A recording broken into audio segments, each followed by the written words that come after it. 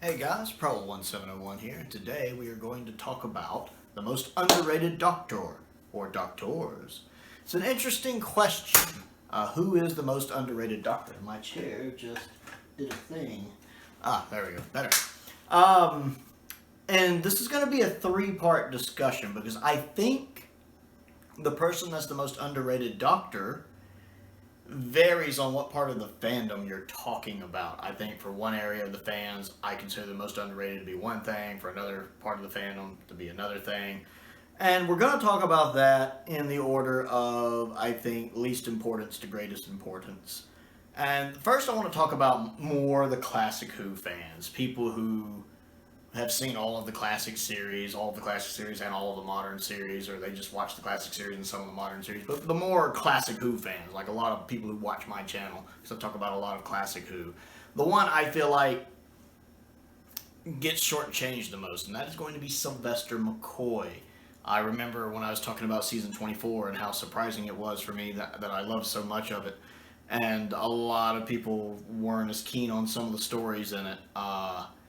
I feel like once upon a time it might have been the sixth Doctor that got the short end of the stick, but with Big Finish having done so much to build up his character, I feel like he's better thought of now because, again, Big Finish has kind of done justice to the character. The one I feel like gets shortchanged is McCoy because while I don't think McCoy is the best actor in the role, I do think he is a limited actor. He's good, but he does have limitations on him. I still really like his Doctor, and I like kind of the change and evolution he goes through, much like the first Doctor and the 12th Doctor, where he starts off how he is in season 24, and then he evolves into what he becomes in season 25, and how that goes even further in season 26. Now, there's a misconception that he's silly, cartoonish, buffoonish in season 24. This is not true. He's more like that in Time in the Ronnie for multiple reasons. One, that story just has a lot of production problems in and of itself. Two, it's his first story. I mean, he's still figuring out what he wants to do with the character. That's fair. Plus, you can also add in the fact that the character himself is suffering with not only regeneration trauma, perhaps, but the fact he's been injected by this thing from the Ronnie to mess with his memory, too. So you can take all of that into consideration for why the character feels a little off. The problem is people take the way he acts in Time in the Ronnie and they act like that's how he acts across all of season 24. That's not true. He's actually very serious in Paradise Towers. He's not over the top in it at all. He's very serious in Delta and the Bannerman. And he only has a few kind of silly moments in Dragonfire, like when he keeps sliding on the ice, which kind of makes sense because it is ice, so it makes sense you'd slip on it. But one, he does it a little over the top, and two, no one else is slipping on it, so it's a little silly. But that's really about it. The cliffhanger thing, I don't blame him for. That's just bad script writing and bad editing. And then for most of season 24, he's actually pretty serious and level-headed. And then, of course, in season 25, we get introduced to the more chess master Doctor. He's not full-blown chess master like season 26. Season 25 really is that kind of middle ground for McCoy, where he's kind of like half like he is in season 24 and half like he is in season 26, which some people argue is the best balance. And we really see that in Remembrance of the Daleks, and that ending speech is so good. That confrontation between him and Davros is so good because you just don't expect it to be like that. And we see this continue into how he has everything set up in Silver Nemesis and the way he carries himself in Greatest Show in the Galaxy. And then, of course, season 26 is pretty much full Chessmaster McCoy. I mean, we see that in the way he acts in Ghostlight. Even Battlefield, while he doesn't know what's going on, the fact that a future him has set up a lot of these events still gives him that mysterious feel, even though this particular version of him is not quite sure what's going on. And then, of course, Curse of Fenric, very much Chessmaster Doctor. And then even Survival, the way he's controlling events. I love the confrontation between him and the Master in it, where they're almost mentally playing a battle of chess. I would have loved to have seen more stories with Anthony Ainley and Sylvester McCoy together. I like their Master and their Doctor together. I think they would have been really good, especially Ainley playing the role the way he is in Survival.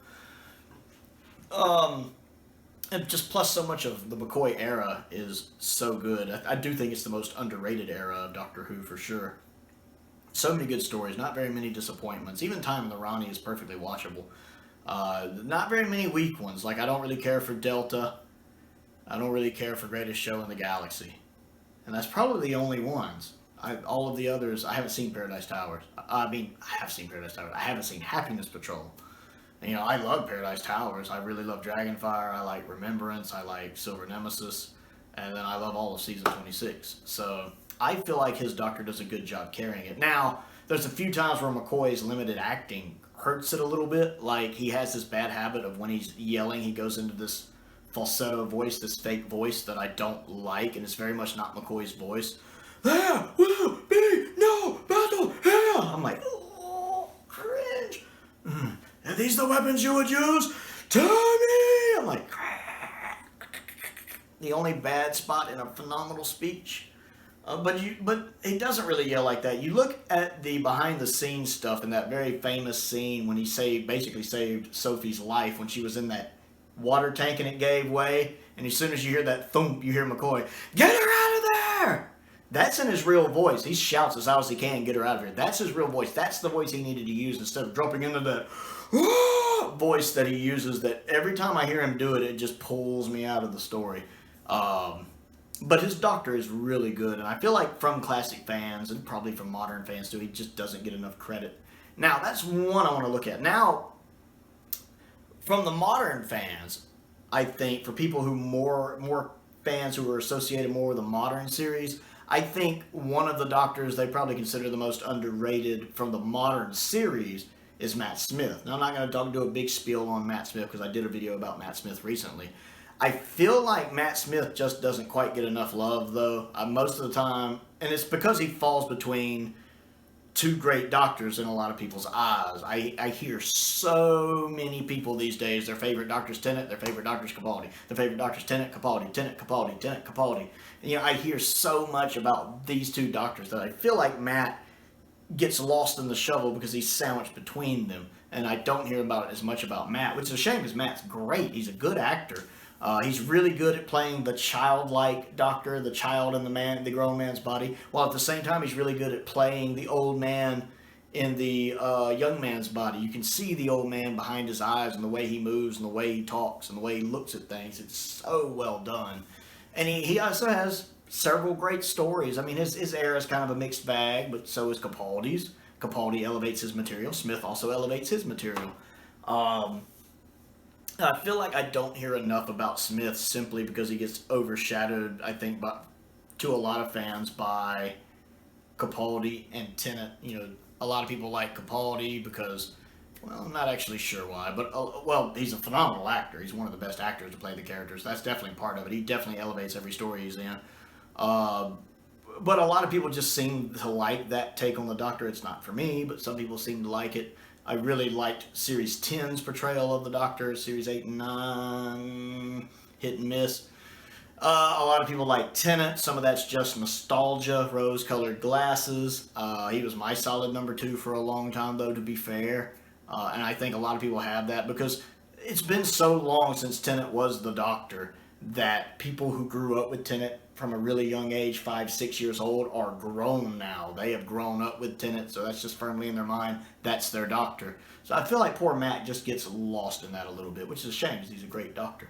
And then the third one I want to talk about, and this is the one that's the most important, so I hope you've stuck around. This is the big one to me. And this is, again, is looking at the modern Who audience, the people who watch the modern series, and they kind of cherry pick classic Who. Like, they haven't seen all of classic Who, or necessarily a lot of classic Who, because even I haven't seen all of classic Who.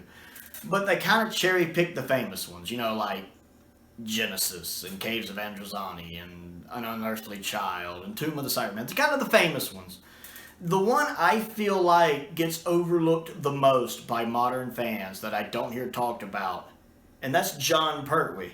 Now, some of you are sitting here going, but everybody knows John Pertwee's a great Doctor. And for us classic fans who watch the classic show, love the classic show, prefer the classic show, of course, we know John Pertwee's a great Doctor. We know his era is one of the best in all of Doctor Who, arguably the best in all of Doctor Who. We know that. That's not the people I'm talking about. It's, again, these more modern fans who don't watch a lot of classic Who. I don't hear Pertwee's name come up as much as I do, like, say, Patrick Troughton or Tom Baker. Like, They know Tom Baker because they know they're supposed to. Because they know, that's right, the old people's favorite doctor is Tom Baker. We know, we hear y'all talk about him, the one with the scarf. We know, he was a legend. He showed up Day of the Doctor. It's because they know that. And then I hear a lot of people talk about for Troughton, because I think a lot of people who like Smith, or like Smith in the modern series, are like, hey, Troughton's kind of like Smith, which is really more like Smith's a lot like Troughton. You know, to give you an example, have you ever seen some of these top 10 doctor lists? And it's like, you can almost tell that the order is done because that's the way it's supposed to be, especially the top 2. You see all of these ranking lists that have Tom Baker at number 2 and David Tennant at number 1. And it'll be either from people who don't really watch the show, or from people who have only watched the modern series. And they have Tom Baker in second place because they know that's where he's supposed to be. If you're doing a Doctor Who list, you have to have Tennant in first place, and you have to have Tom Baker in second. You've seen these lists. They're very irksome. I remember seeing one time. I can't remember I'm trying to remember the name of the website. It was on like Spot, something like that. I don't remember. But I knew it was full of shit as soon as I saw they had Patrick Troughton at the bottom. The bottom in last place. Troughton. And immediately, as soon as I saw it, I was like, oh dear. This is going to be a bullshit list. You've probably seen some of these. Don't get me wrong. I can understand people being entitled to their opinions. But there are times when I can just objectively look at something and go, this makes no sense. And their reasoning was, well, so much of his era is missing, da-da-da-da-da-da. And I'm like, you know, that could have been a valid complaint to an extent 10 or 12 years ago, but with Web of Fear being pretty much almost completely recovered, and Enemy of the World being recovered since then, and so much of his run being completed with animation since then, I don't find that a valid complaint. And there's no other reason to have him at the bottom. And of course, Jodie Whittaker was in 5th place. And they put her in 5th place because she's a woman, and they even admitted it when they talked about it. As the first woman to play the Doctor, we had to put her up, or something to that extent. They flat out say, when they're talking about it, that they put her in 5th place because she's a woman. And immediately I'm sitting here going, these people don't know what they're talking about. And of course, I believe, if I remember correctly, they had Tom Baker in 2nd and David Tennant in 1st, because they're supposed to. That's the part of fandom I mean. They're the ones they don't get John Pertwee right. Although, to be fair, I actually think that particular list had John Pertwee higher than most, because they probably have read somewhere that 70s Doctor Who was popular, or that the Pertwee era was popular. But the one that I tend not to hear a lot about is Pertwee. I hear people talk about Tom Baker. I hear more modern, younger fans talk about Troughton. And yes, I don't hear them talk about some of the others. I hear them talk about Hartnell because he's the first one. Of course, a lot of them like Hartnell because, one, he is the first one, two, he's the old man, and they've seen David Bradley, they saw An Adventure in Time and Space, they saw when he showed up in Twice Upon a Time, and he was a pretty good doctor. Of course, he was a little sexist because it was the 60s, they learned that in Twice Upon a Time. That's a whole nother point. But, I hear them talk about Hartnell, mainly because he was the original and because they've seen him with David Bradley playing him. The one that I feel gets lost the most is Pertwee. And while I don't hear as much from them on the 5th, 6th, and 7th Doctors, it's more so with John because John is such a good doctor. John is a top-tier doctor. And again, most of us who grew up watching Classic Who, we know this. But I feel like they are not exposed to him enough. Because John is a very different doctor. There's no other doctor like John. John is very unique. A lot of doctors, if you wanted to simplify it and just oversimplify everything, you could say, to an extent, that most doctors, to one degree or another, either follow a template set by Hartnell or a template set by Troughton. And there's a lot of oversimplification in that, but go with that. If all of the other doctors, if you could break it down to one template or the other, they either kind of follow Hartnell or kind of follow Troughton. Pertwee's the one that doesn't really do either. He's a very serious doctor without being annoyingly arrogant. He's the only one to ever pull that off of the more serious doctors. Hartnell, Colin, and even Davison to a degree, and Capaldi all kind of have that more serious, darker, I don't know if darker is the right word, serious, arrogant type doctor. I don't really know what I'm trying to get across here. But a lot of them can be irksome. They can rub people the wrong way. For me, Pertwee never does this. He's a very serious alpha male type man. But he does it, and there is an arrogance to him, but it's not in an annoyingly arrogant way. It doesn't put me off of him. It comes across as very genuine, and that's just the character.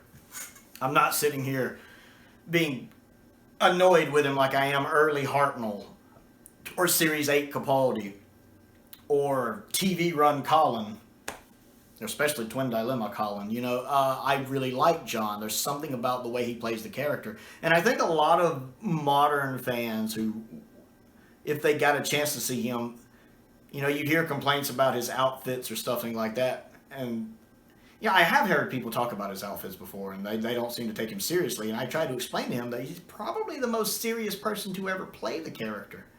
I mean, Pertwee always plays the role in a serious manner. Even when he's joking, it's done in a serious way. Whereas even... I just feel like the Third Doctor doesn't get the justice he deserves from a lot of younger fans. And they really should watch him, because not only is his era such a phenomenal era, great writing, great directing, and an amazing power team of a producer and a script editor that could just read each other's minds and knew exactly what they needed to do and wanted to do with the show. You had a great master in that era with Delgado. You had great companions with Liz, Joe, and Sarah. And then Unit themselves are fantastic with Yates and the Brigadier and Benton. And then Pertwee himself is just so good as the Doctor. I love the Third Doctor's love of inventions. I don't know if there's any Doctor that quite has such a strong love for gadgets and to tinker and stuff like that. I'll never forget in The Girl in the Fireplace when Tennant takes the little disguise off and he sees that the robots, the mechanics that's working. He's just like, "Oh, you're beautiful." I'm very much sitting here thinking, 10, your 3 is showing. Because that very much makes me think of the Third Doctor every time, his love of gadgets. But I love his sense of right and wrong, too. Like when he gets upset about the Silurians being killed in Doctor Who and the Silurians, how just horrified he is of it. I mean, he's very serious. He can be arrogant. And he's very much the alpha male type. Much like Captain Kirk and how traditional man was back in that era. Which men aren't allowed to be now. But he's also very compassionate and very caring, not just for human life, but for all life if he can. He tries his hardest to save. And you know, like in Frontier in Space, when he's trying to work out an agreement between the humans and the Draconians, he's trying to create peace. Same thing with and plenty of other stories where he's just trying to save it. Even in the Sea Devils, he tries to talk peace. He ends up not able to do that, but he tries. This is a Doctor who, his failures really hit him hard, and when he can't save people, it hits him hard. But he moves on with it in the story because he has to, much like Capaldi, or more people will die. I love John Pertwee, and I definitely recommend anyone who watches the modern series but kind of cherry picks Classic Who to definitely check out his era. There's a lot of gems in there. So yeah, that's my thoughts on that. It has rambled a bit. I haven't really felt too good this week, so I'm having a hard time organizing my thoughts. It's been a really, really rough week. Other things to do: click the like button, click the subscribe button, click the bell for notifications so you never miss out on another video. I want to give a very special shout out to 2 of my top tier patrons, Stephen Crane and the 5th Doctor. I really appreciate them supporting me on Patreon, just as I appreciate the support of all of my patrons. If you would like to support me on Patreon, there is a link to my Patreon down in the description below. Everyone who joins at any tier level gets a free video request for anything they would like me to talk about. I also have a P.O. box if there is anything you would like to send me, Doctor Who related or otherwise. My P.O. box is down in the description as well. And a link to my Amazon wish list is down there also. If nothing else, though, just click the subscribe button. Always trying to grow the channel. Most importantly, though, thank you for watching.